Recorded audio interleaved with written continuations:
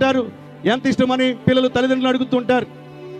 అలాంటి సమయంలో ఎంత ఇష్టమో చెబుతానికి ఇంత ఇంత ఇంతేనంటూ చేతులు రెండు వెనకబెట్టి ఎంత ఇష్టమని చెబుతాం, అంతవరకు మన చేతులు వెళ్తాయి. ఇంకొంతమంది అడుగుతారు, నేను చచ్చేంత ఇష్టం తెలుసా నువ్వంటే అంటుంటారు. నిజానికి అవతల వ్యక్తి చనిపోతే ఎవరు చనిపోతారు?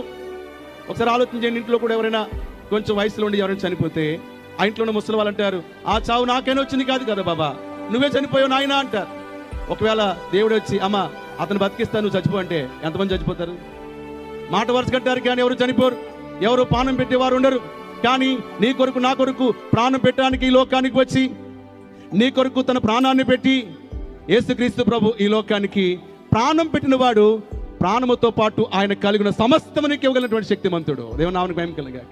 నీలో సంతోషం చూడడానికే చూడండి, ఒక తల్లి తండ్రి తన బిడ్డల కొరకు ఎలాగైతే వారి యొక్క రక్తాన్ని దారబోసి వారి కష్టాన్ని దారబోసి పిల్లలను బ్రతికించుకోవడానికి వారి అవయాలు సైతము ఏచివేయడానికి ఎలాగైతే ఇష్టపడతారో ఒక తల్లికి మాత్రమే ఎలాగూ సాధ్యమవుతుందో, నిన్ను నన్ను సృష్టించిన వాడు, నీకు నాకు తండ్రి అయిన వాడు, నీవు నశించిపోవడం ఇష్టం లేక నీకు బదులు మరణించడానికి వచ్చిన వాడు ఏకైక రక్షకుడు యేసుక్రీస్తు ప్రభుని మరొకసారి మీకు తెలియచేయుచున్నాను.